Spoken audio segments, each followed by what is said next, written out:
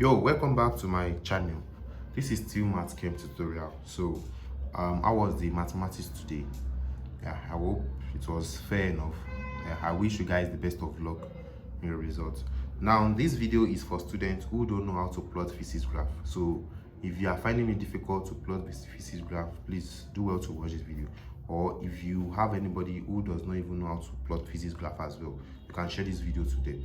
Now let me brief you on how physics practical used to be generally. It is three questions. You have to pick any two. So question number 1 is mechanics, 2 is optics, and 3 is electricity. Yeah, so students used to pick question number 1 and 3 majorly, because question number 2 requires you to submit the worksheet back to the examiners. All right. And one thing is that about these readings, about the readings, it's allowed for your school to share you guys like 5-5 in a group. So if you are fortunate, if they share it with your class rep or your class captain or your head boy or whatsoever is called, and or she, and if the person is very brilliant, so the person will be able to put the laboratory setup together, perform the experiment, and you guys will write the same table. It's perfectly allowed. Yeah, but the plotting of graph will be done by you alone. And mind you, it is allowed that if you are finding it difficult to set up your apparatus, the apparatus within 40 minutes after the exam and during the exam, so it's allowed for your teacher to come and assist you and put you through. That's what WAEC and NECO used to say in their specimen whenever they released it. Now let's go to the plotting.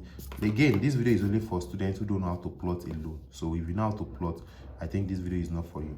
Now let's go to this. Now they said we should, now look at the table here. They said we should plot a graph of t squared against the total mass m. So the vertical axis is this t squared, and the total mass m is going to be this.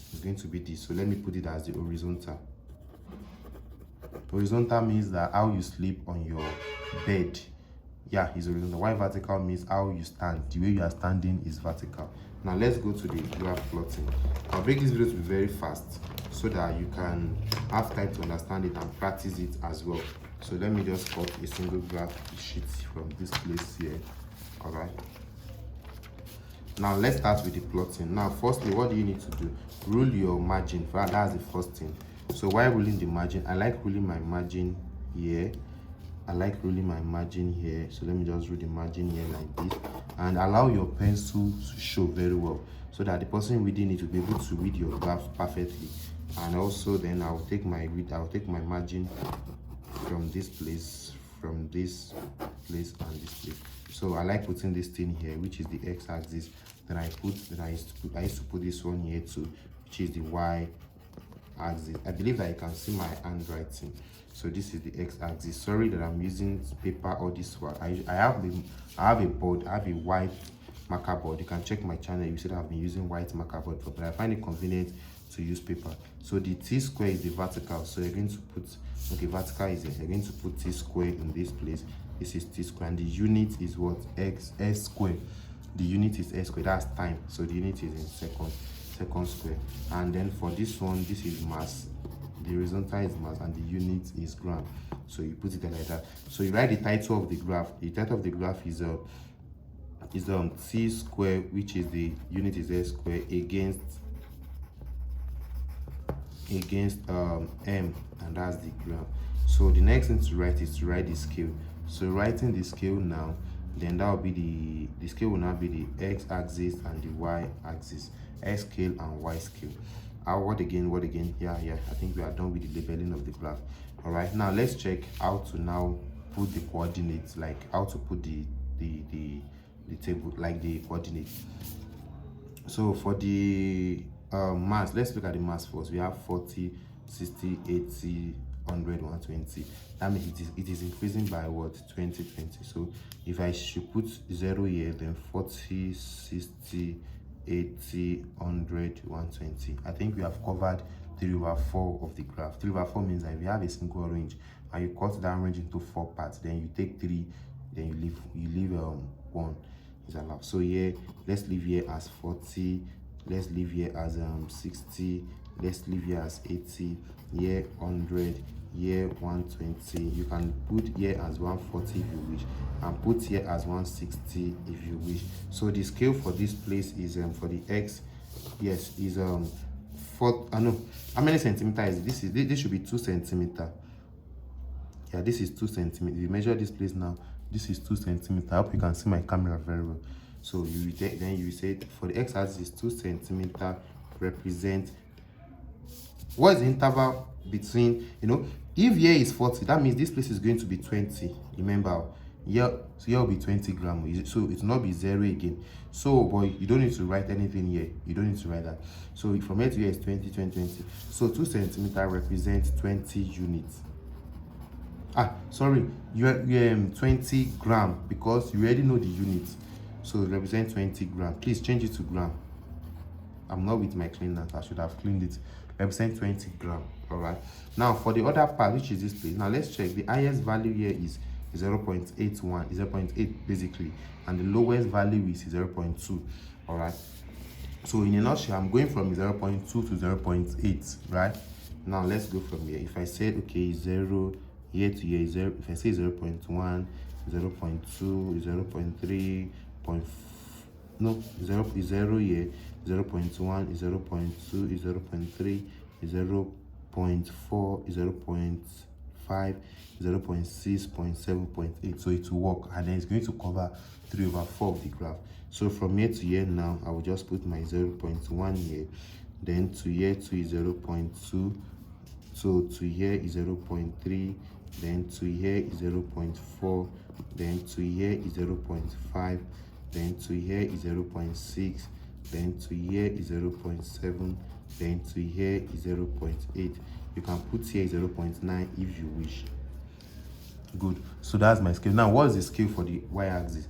That means this is also 2 centimeter. If you measure it with your ruler, this is also 2 centimeter. Look at it very well.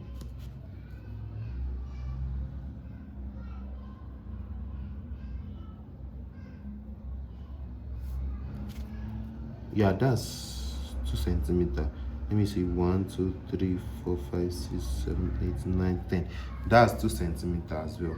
Yeah, 2 centimeter. So 2 centimeter is representing, so 2 centimeter as well is representing 0.1. The interval from here, this place is not going to be 0 like that. Yeah, no, this place here is going to be 0. Yeah. So the interval is now 0.1 like that. So 2 centimeter represents 0.1. What's the unit? Unit is second square. Can you see second square? 0.1 second square. So we have written the what do they call it? The scale. Now let's now go to the main plotting. So the first one is 40 under is 0.27. Now I would advise you that whenever you have these 4 decimal places here, just in your mind, approximate it to 2 decimal places. That's the best in your mind though. So let's look at this place as 0.28 against 1 against 40. So 40 under is 0.227, 0.28. So 40 here under is 0.2. It is 0.2 is here, 0.21, 22, 23, 24, 25, 26, 27. And we are going, this is 27 here, and we are going to 28, approximately 28. So just put it here like this place. Can you see my screen? Can you see it like that? So people used to circle it. You can circle it if you wish. So the second one is 60 under is 0.41. I approximated it to 2 decimal places. That's 41. So 60 under is 0.41. This 60 is 0.4 is here. So 41 is the next thing that will follow like this. Can you see that? So let me also circle it, because 41, 42, 43, 44, 45, 46, 47, 48, 49, 50. So that's how it's going. The next one is 80 under is 0.55. 80 under is 0.55. So 80 under is 0.55. This is 0.5, 51, 52, 53, 555. So 55 will be around the center here. The next one is 800 under is 0.68. 100 under is 0.68. So 100 is 0.68 is going to be around 0.68, 0.661, 62, 63, 64, 65, 66, 67, 68 is going to be around here. Can you see that? So and the last one is 120 under 0.81. So 120 under is 0.81. This is 120. Can you see? Please look at it very well. So trace it. 120 under is 0.81. This is 0.8 here under 120, and the 81 is going to be here. So this is the graph here. Look at the graph. Now what do? Then you take your the line of best fit. Sometimes it can be the best thing is that it should be 3, but it can be more than 3 sometimes. So 4, 3, 4, but the best is that it should be 3. And it's advisable for you to use a long ruler. Please use a long ruler. Long ruler is the best. So let me take this 3 line of best fits like this. It can be more than 3, but minimum of 3, maximum of everything. Minimum of 3, maximum of everything. Do you understand? Now look at the graph. So after plotting the graph is a linear graph. Linear means straight line graph. So the graph is always a linear graph, which is a straight line graph. Now the next thing is that take your slope. According to what we have, say we should determine the slopes of the graph. So taking the slope, our advice is that take your slope in a way that will be easier for you. You can take your slope anyhow you want it. Anyhow you want it. So I like taking my slope in a way that's going to be easier for me. So you can see the way I'm drawing my slope. So sorry, I'm supposed to clean this place. Like these two things here are supposed to clean.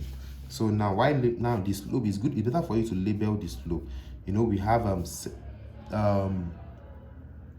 t square. This is going to be the t square 2 against t square 2 against m2. Yeah, that's it. So t square 2 against m2.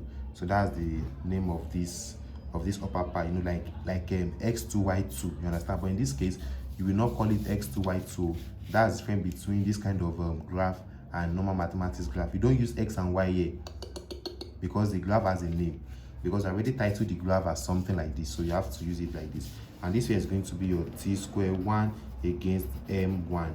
So that's the graph. So now to calculate your slope is equals to changing, you know this normal mathematical graph is changing y over changing x, but your own is going to be changing y. Our y is this place, right? That will be changing t square over changing m.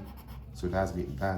So that's going to be your t square 2 minus t square 1 over m2 minus m1. So let's do that. Now our t square 2, this square 2, just read this place. What do we use for this place? Just read this place. 0.6 watts is already in your graph. Don't stress your brain. 0.68, just call it 0.68 here. 0.68 minus your t1 is what?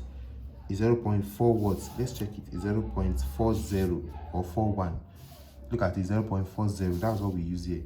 If you look at this place, is 0.4 something. So just write 0.40. Don't write 41. You know, you only approximated in your mind, so you're going to write 0.40. So write 0.40, then over your m2 minus m1. Your m2 minus m1. Now m2 is that you're going to read this one down. That is 100, and your m1 is this. This is what? 60. Your m1 is 60. Your m2 is what? 100. So m2 is 100 minus 60. So now do the mathematics for me, please, and tell me the answer in the comment section. Thank you so much. So the unit is now going to be seconds square over gram. Seconds square over gram. You must put the unit after getting your answer. Then you put the unit seconds per gram. Please, I want to know the answer in the comment section because I'm not with calculator.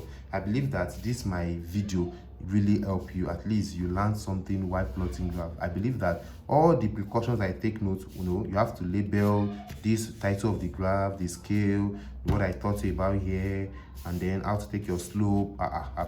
If you should watch this video, I believe that you should not have issue watch it like twice, and then ask question in the comment section. I'll be waiting for you. I wish you best of luck in your exam. And by the way, I have two questions here. This is question number 1 here, you understand, and I also have question number 3 here. So this question number 3 now, I'll be doing that in my second video, and it's not going to be in this video. So if you want the other video where I'll be plotting this particular graph, please go to the comment section as well and request for part B. God bless you so much. I pray that you will never fail your NECO exam. You are coming back to this my channel to come and rejoice and thank me after your NECO physics practical exam tomorrow. Please, I'm expecting the answer here. I love you so much. My name still remains Matt Kem, and I will always support you on how to pass without doing it in an illegal way, in a corrupted way. Expo, say no to examination malpractice. Let the blessing of God be in your results. Let the blessing of God be in your result. My name is still Matt Kem, a professional educational consultant, a professional mathematics, chemistry, science, physics, any science courses, like a tutor, professional science tutor. Let me just call myself a science tutor, a professional online science tutor. I teach international students, UK, Canada, USA, and also Nigerian students too. So I'm always available if you need my service. Bye.